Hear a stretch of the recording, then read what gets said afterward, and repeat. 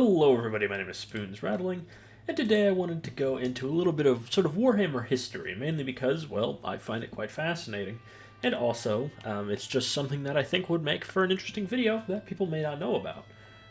We're going to go through all of the Space Marine models, excluding Chaos, from 1985, or 86, all the way to 1990, which very much represents the Wild West era of Warhammer. Lore-wise, gameplay-wise, this is still the era of Rogue Trader, when most games they recommended you would have a game master there to delineate the game itself. Very different to what it would become in 2nd edition, and then all the way through to 7th, and then eventually 8th, and so on. But first up, we're starting off with LE2, or as he is known as in universe, Li2. So this was the very first Space Marine model that was ever sold, being limited edition 2, the Imperial Space Marine. He was a hand-carved metal model, released in 1986, so a whole year before Rogue Trader came out. I believe this is a more modern version painted of it. There is a slightly older one that I have seen at Warhammer World, and that would be this model, which I believe was how the model was first advertised. This represents what the sort of ideal design for the Space Marines would have been before they were restricted by plastic molding, interestingly enough. If you look at them, you can see some of the designs of a Space Marine, you know, the backpack, the beaky helmet, or what would eventually become a beaky helmet. But interestingly, if you look at the legs, they have no flared greaves, being more similar to the modern-day Phobos armor than anything else. And this is because this was a handcrafted model. We'll get more into that when we get to RTB01, but this is obviously a very important model, but it is not the first Warhammer model ever sold. That would be LE1, which was actually an orc. An orc space raider, as he was called, was the first model that was sold as a Warhammer model. Of course, some of these had slight lineage from GW's first sci-fi tabletop game, Laserburn, but mainly these models were the first ones designed specifically for 40k. I quite like this model. It's very strange, and it doesn't feel particularly similar to 40k, as it comes from a different era, before 40k was even 40k, when it was Rogue Trader, and even before then. Seeing this model is very interesting, as this is very much the genesis of everything that Warhammer is today. The large, over-the-top weapons, big shoulder pads. If we go back to the other version of Li2, you can see the bonding studs on his shoulder pad, which would, of course, become a hallmark. And this armor would, of course, eventually evolve into becoming what we know today as Mark 6 power armor, or Beaky power armor, or Corvus power armor.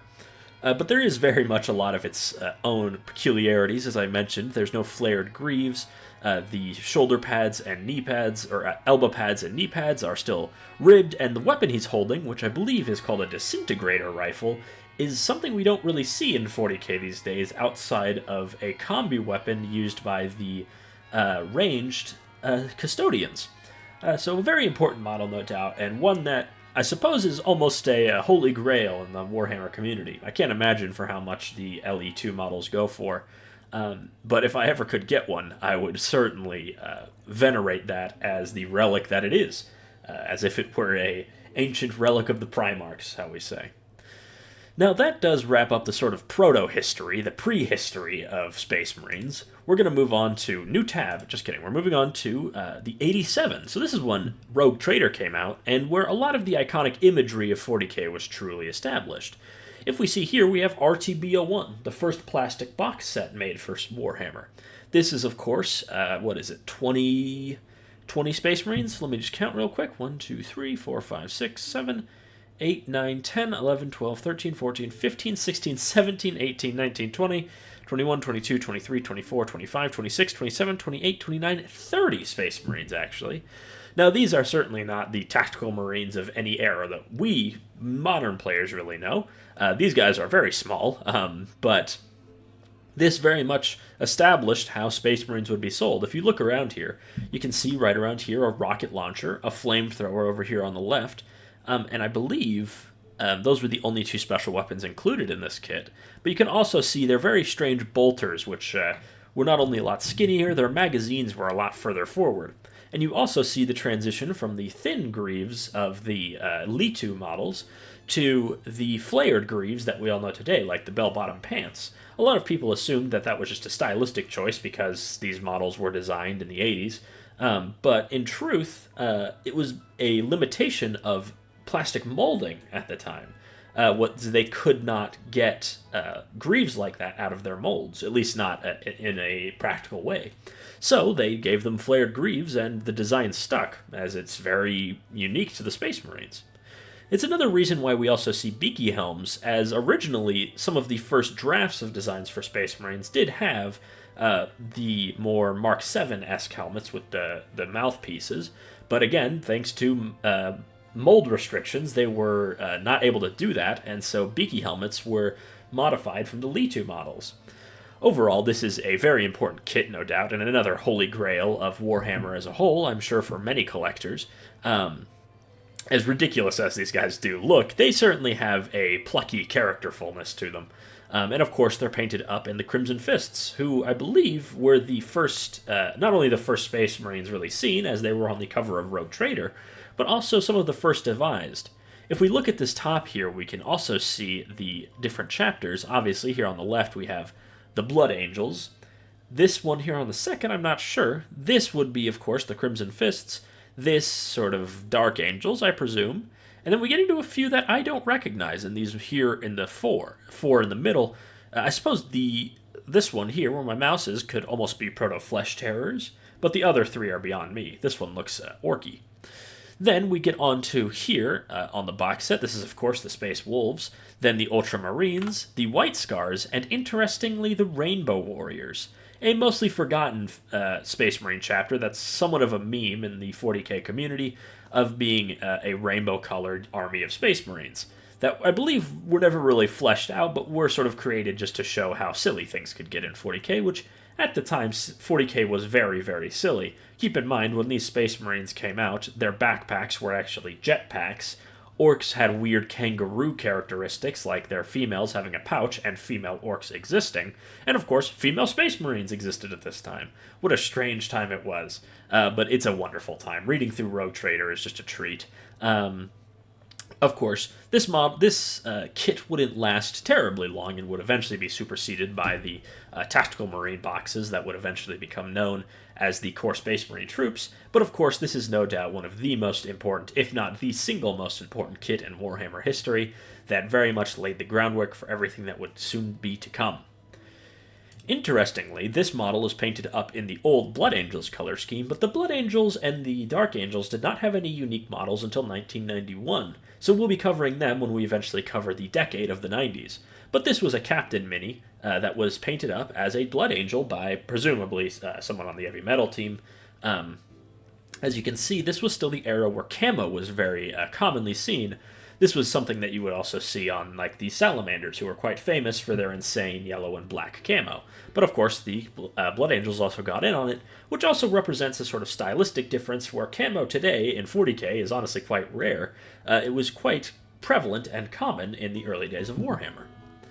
Moving on, we have some of the most iconic kits from this range, the ridiculous Dreadnought armor units. At the time, Dreadnoughts were not too dissimilar to what they are now, but they very much looked different. These sort of strange Eggman contraption-looking beings were somewhat customizable metal models that obviously were sort of made to order, if you will, from the catalog. As you can see here, while text is hard to read, it basically says they could be used for any chapter, and you would order your body, your arms, and so on to sort of customize your own Dreadnought.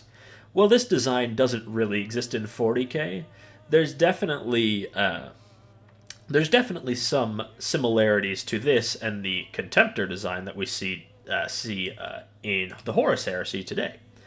But in general, this design is perhaps the strangest of this era for the Space Marines. It's just such a strange idea. It doesn't really have any overt inspirations, at least not from what I can tell. It doesn't really take inspiration from the mecha anime of the time, or anything along those lines, really. It's really its own unique thing, which I do respect it for. And while I wouldn't say that these are my favorite interpretations of dreadnoughts, they're at least very characterful.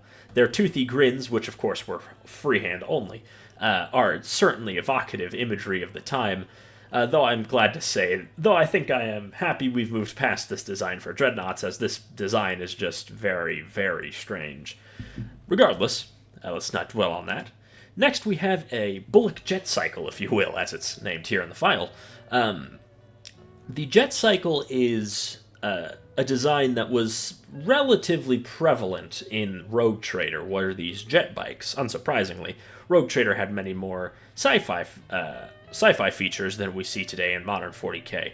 And this design sort of had a revitalization in the Horus Heresy with their scimitar jet bikes, but this design was rather strange. Most of the vehicles from this era were, but it's certainly interesting at the very least. You also see the RTB-01 bike rider, as I believe this kit, though I'm not certain, so don't quote me on this, was a hybrid kit where you would get this and a Marine, and you would put them together. They weren't necessarily designed to go together, you just kind of forced them together.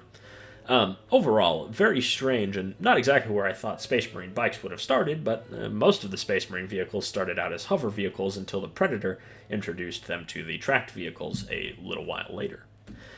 That about wraps up 87, and we're going to move on to 88 now, where Space Marines really start to get fleshed out. Here we have some of the first Chaplain models. As you can see, Chaplains themselves weren't as well defined as they are today, unsurprisingly.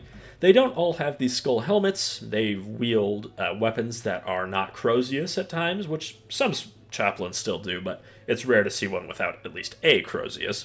Also, this is an era of extremely small bolt pistols, which look really, really stupid. Pardon me. This was obviously a cost-saving measure. If you're unaware of how GW made models at the time, they would order white metal, lead, whatever you want to call it, and they would order it by the ton, and then they would carve minis out of it. So there was a conceited effort to make sure they were not using too much metal on each mini. This is why a lot of metal minis were also hollow, not just for weight reasons, but also to cut down on the cost to make each model so that metal could be used elsewhere. In general, though, this is still a fairly archaic design for a chaplain that we don't see particularly very often. Chaplains at this time did have back banners, but they weren't uniform, and of course chaplains were still in their infancy and weren't fully designated. As you can tell, their also color schemes weren't fully designated, given the fact that this guy has some very funky Howling Griffin pants on, I believe is what this is supposed to be, though I suppose it could be any quad-colored chapter. Of course, we have another chaplain here who looks much more familiar to us 40k players today. He's wearing a skull helmet that honestly bears more in common with a chimpanzee than a skull, but still is very respectable. His bolt gun is more appropriately sized, and he's holding a Crozius, as strange as it may look. That is, of course, a Crozius. His armor is a little bit more baroque, so we're starting to see the chaplain sort of artificer armor get developed into something more, and he's also wearing a chest plate that is sort of its own thing, not quite any of the marks of armor we know today with these strange tubes, if you will, going down his chest. You also see, of course, he's wearing a skull shoulder pad, something that we don't see as often on chaplains today, but was quite prevalent at one point. Then we have another chaplain who sort of drifts back to the old ways. He's wearing what appears to be a beaky helmet, still has the skull shoulder pad, and is still wielding a Crozius, and while still recognizably a chaplain, is definitely deviating a little more than the last one was, as this was, of course, when they were still refining the design of the chaplain, and that's true of most units at this time. Here we have another chaplain with a double skull set up on the shoulder pads, no Crozius, but still a skull helmet and a back banner, sort of an amalgam of the various different kinds, as at this time they were still sort of developing the way the game worked, so they would tell their models, whether it be Jez Goodwin or Bob Naismith, they would tell them, we want so-and-so for the Space Marines, and would let them design a few things, and then from there they would refine the design further. Here's another chaplain, of course this time weirdly without a single melee weapon in his hands, instead wielding just a full-size bolter. This guy hails from the Space Wolves chapter, and we see more of this sort of design where The chapter colors, instead of being on one shoulder pad, would usually be on the legs, which is an interesting take, and honestly, I think would still look pretty good today if done right.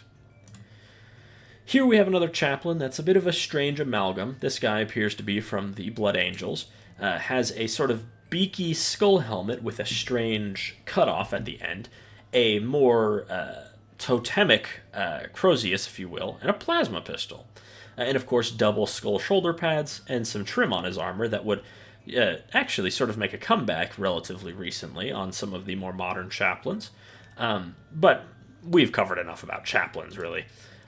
We also see, of course, the first tech marines. Of course, here the tech marines are not as directly AdMech colored as they are today, but instead bear the chapter's colors. This guy is colored in the Rainbow Warriors aesthetic, if I'm not mistaken, and instead of having the servo arms and stuff, he's just equipped with a wrench, almost like an engineer from TF2, if you will.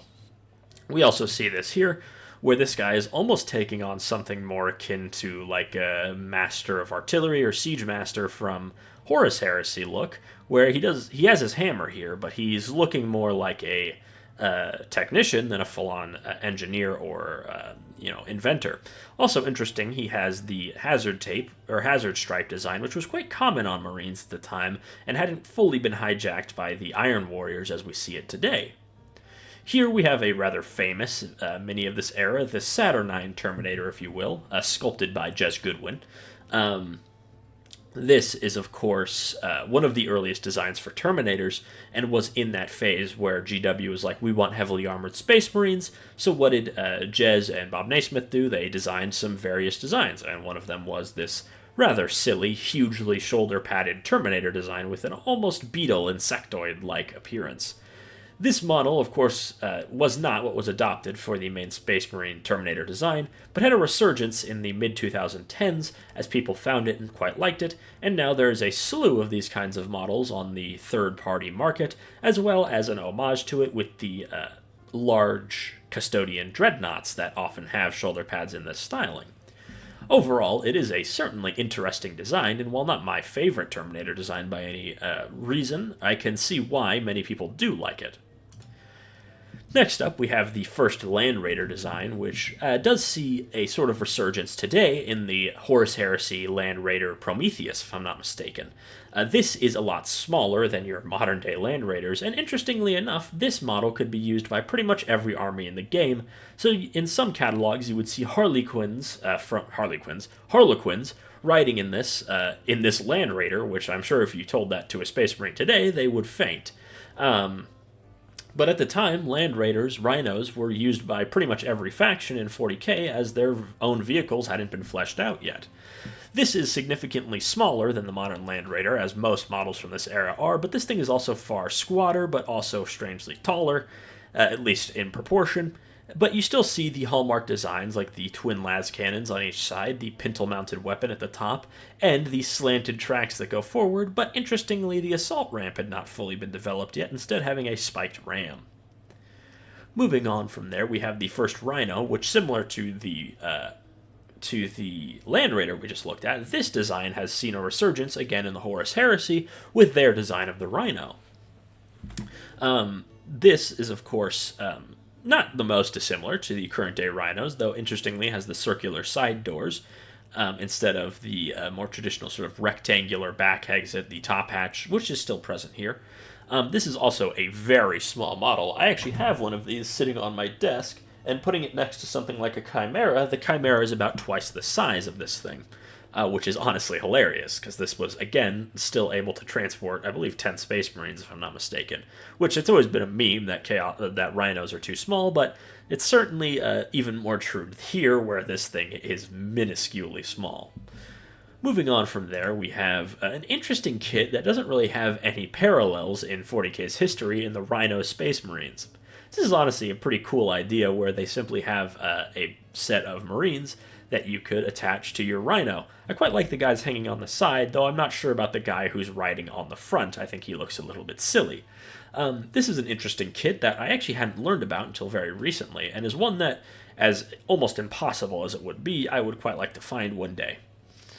Next up, we have the start of the medics. So they weren't called apothecaries at the time, as they are today. They were called medics.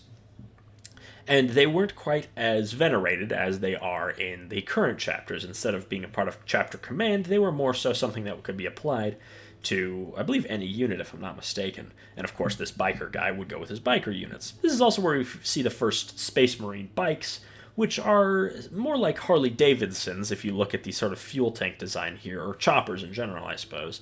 They also strangely have their bolters mounted on their tires, though I believe they're supposed to sort of be on the wheel cover or the hubcap instead of the tire itself.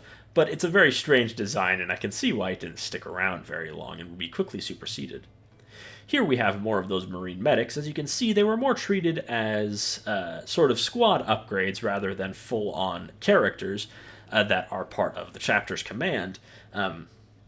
If you look at each of them, they're all equipped fairly standardly for a Space Marine, and are all wearing standard Mark 6 armor. And then we also have a couple Wounded Marines, which is something that has been sorely lacking from 40k for quite a long time. Next up, we have the Heavy Weapons team, sort of a Devastator squad, with some certainly interesting weapon designs. Just given the restrictions that they faced with molding and sculpting, you often saw these sort of shoulder-mounted heavy weapons, even for ones that didn't necessarily make the most sense, or ones we certainly don't see these days. For example, this red guy here with the black pants, I believe that is a heavy bolter he's wearing, or carrying, which of course is not shoulder-mounted these days. But you do see things like las cannons, which still often are, as well as plasma cannons, which sort of flip-flop between either place on the shoulder or underslung. This is, of course, still, though, very similar to the RTB-01 design, and I'm pretty sure it was just a modified kit for that. Next up, we have also some more heavy weapons with the first signs of the multi-melta, which interestingly seemed to be less of a huge weapon and more something you would see just on a standard unit, as well as the interesting addition of a tripod for your mounted multi-melta, which is certainly something we don't see these days outside of something like Imperial Guard heavy weapons teams. But it's just kind of a relic of that time, and honestly, I kind of want to see emplaced weapons come back, even though, I mean, this would put it at about like 30 years since they were ever a thing, but I quite like the look. Here we have the Landspeeder, which this was the first design of the Landspeeder, and similar to the Rhino and Land Raider, this would eventually be redesigned for the Horus Heresy as a Landspeeder in that setting. But in terms of this model itself, it's a very silly design, looking like some sort of strange ski lift armed with multi-meltas and a melta rifle. You see that these are, again, standard RTB-01 Marines for the most part, but they were sculpted in. This was effectively one piece, if I'm not mistaken, or two or three with the weapons and the back engine. But you do start to see a slight redesign of the bolters, though it's still very strange how the bolters look, given that their magazines are right at the front of the gun. Here, instead of the handle being all the way back, it's all the way forward, almost giving it the look of something like a Scorpion, if you will, in terms of real-world firearms.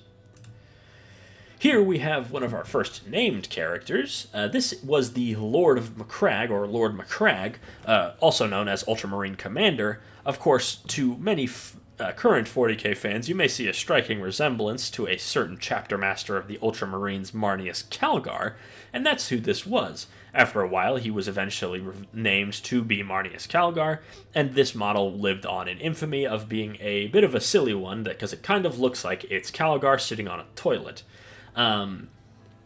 This is a type of model we don't see very often these days, and honestly, we never really saw again after this, with Calgar, his honor guard, his rack of equipment on the back, and also his bolter there, all on one base. And of course, this model would be superseded later by his Terminator and eventual Gravis armor redesigns.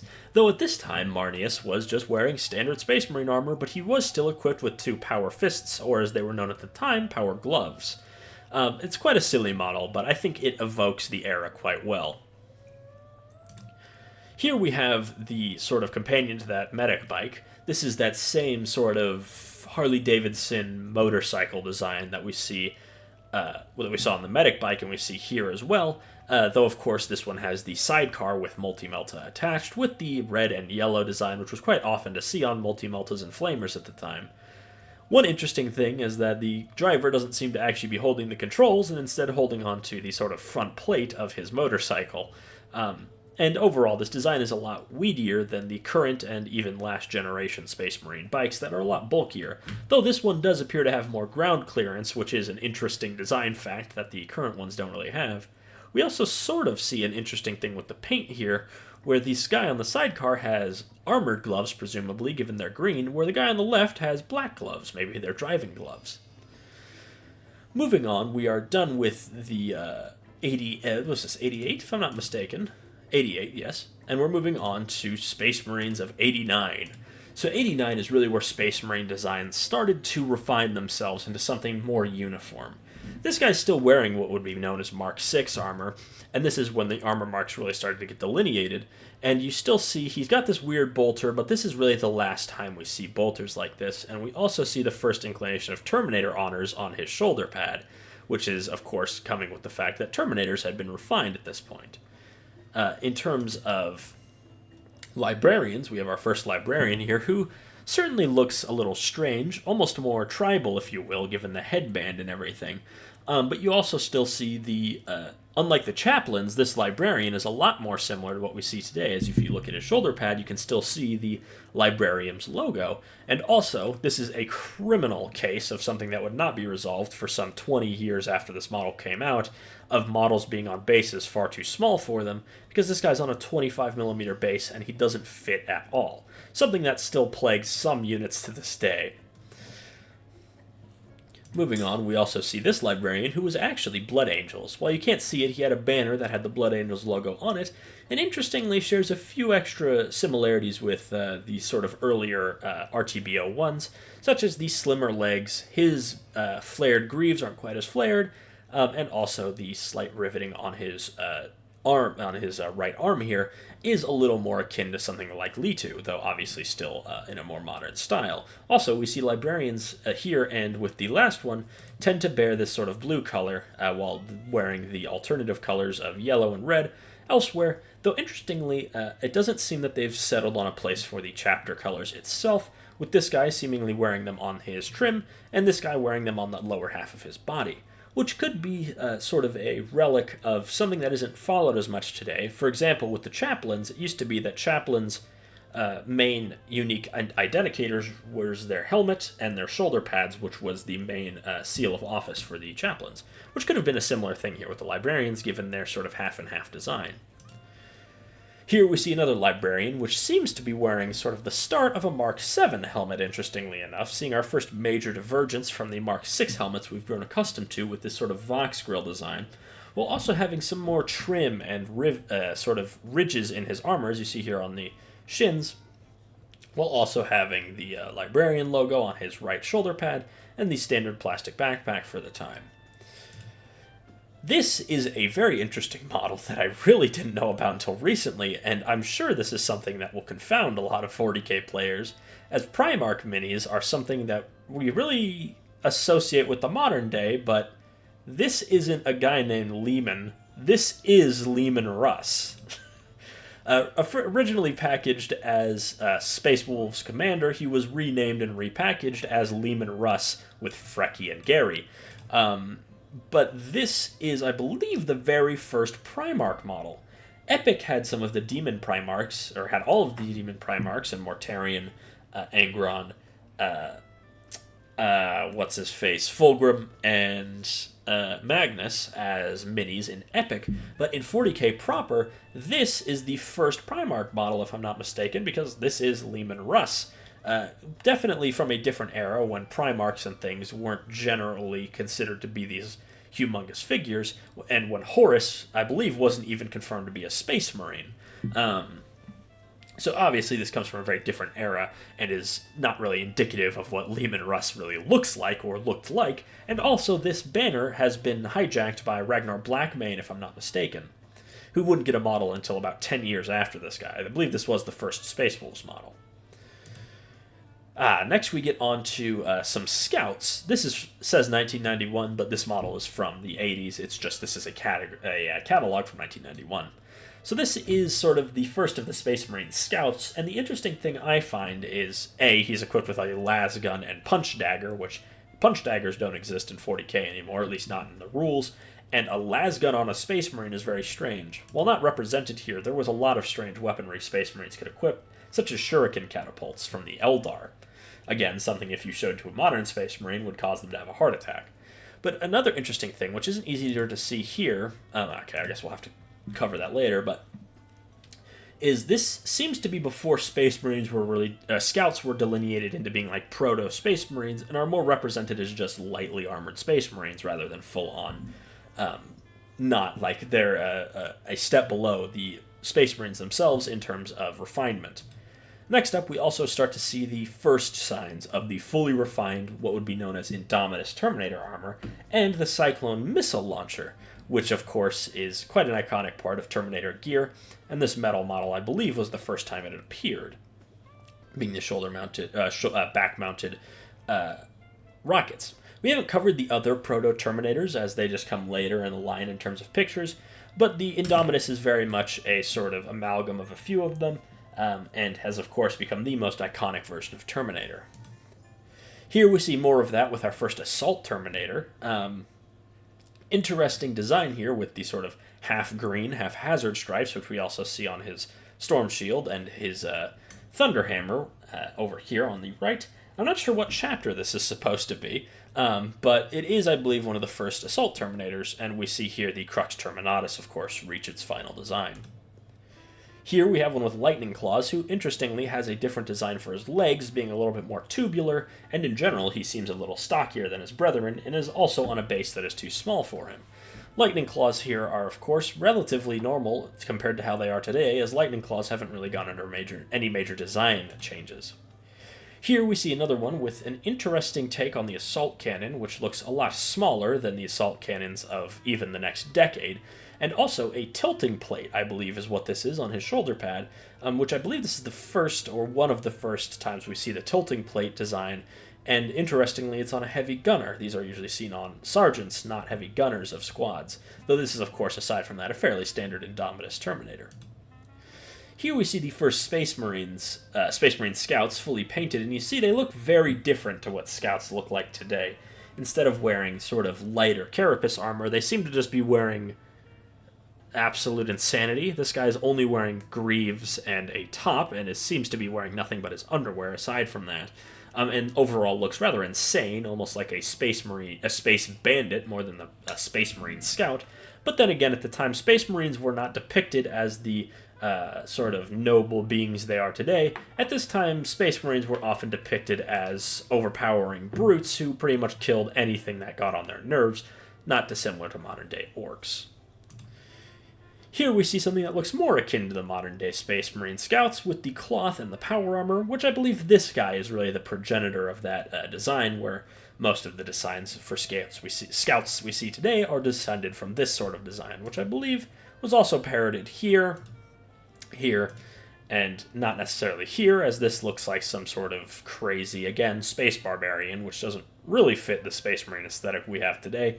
But also we see service studs in his forehead, or what would become known as service studs, which sort of indicates into that fact that Space Marine Scouts aren't early Space Marines in development, but rather a different type of equipment for Space Marines. Here we see more of those models. Nothing really much to note. We already kind of covered the Space Marine Scouts.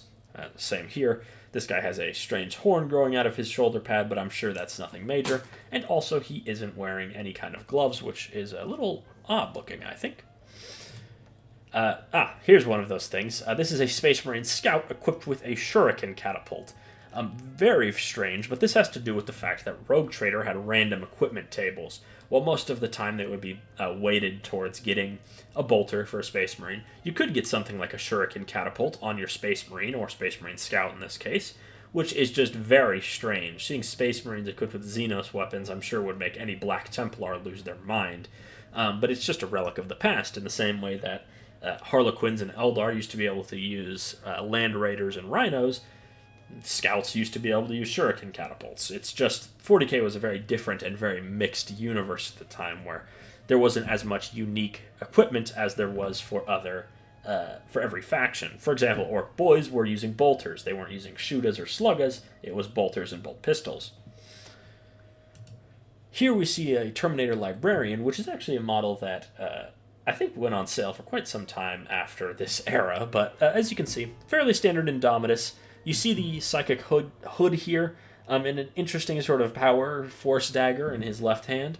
But aside from that, we're really getting into the era that Space Marine designs have solidified into what they will be for the next 35 years. Here we see one of those early Space Marine designs. I believe this was done by Bob Naismith, if I'm not mistaken. This is from July 1989. And you see this is very much the design that won out of the Saturnine, the Cobra Terminators, these guys. These very much evolved into Indomitus, especially in the legs. You can see the same sort of, what's the word for it? Not rings. What's the word for it? Like a piston design, almost, around his upper thighs. The Power Fist and Stormbolter. The shoulder pads that are large, and the hunchback design, but not as large as Saturnine. So this very much eventually became the Indomitus power armor that we know today. But has some differences, as its helmet is strangely like Mark VII, which we haven't fully seen yet. This is the Cobra Terminator I was talking about, and I know this was designed by Bob Naismith. And there's definitely some interesting things here, as you can see on his Cobra hood, which isn't easy to see here, but his back is very much like the hood of a Cobra snake. He has a few tubes, which I believe is a proto-cyclone missile launcher. As you can see, this was a one-off. These were one-off designs. This Saturnine, the last Terminator we looked at. And this design very much doesn't really have a modern-day equivalent, though it does share some strange similarities with Reaver Titans, given how low the head is, the big rocket launcher on the back, and now that I think about it, the Reaver Titan probably does take inspiration from this. But it is interesting to see that sort of early Cyclone missile launcher on his back. Here we have another Indomitus Terminator, this time a captain, and you can see this is, again, the Indomitus pretty much fully refined by now. He has a combi bolter, power fist, pretty standard. I believe that's a grenade launcher on his hand, and then the sort of fancied shoulder pads and knee pads. And then we have just another Terminator. I believe this was, again, this was one of the later ones in 1989, if I'm not mistaken, but still, the refined Terminator's design, and I mean, that shows how good the Terminator design is that 30 years later, it still hasn't been updated. It's just how good it is, right? And next, we have the Space Marines of 1990, which will bring us to the end of this video, where we really see the last vestiges of the Wild West of Space Marines come to an end with these Artificer armors. They're all very strange and have sort of strange hallmark designs, like this guy's more segmented armor plates that look more chaos than loyalist.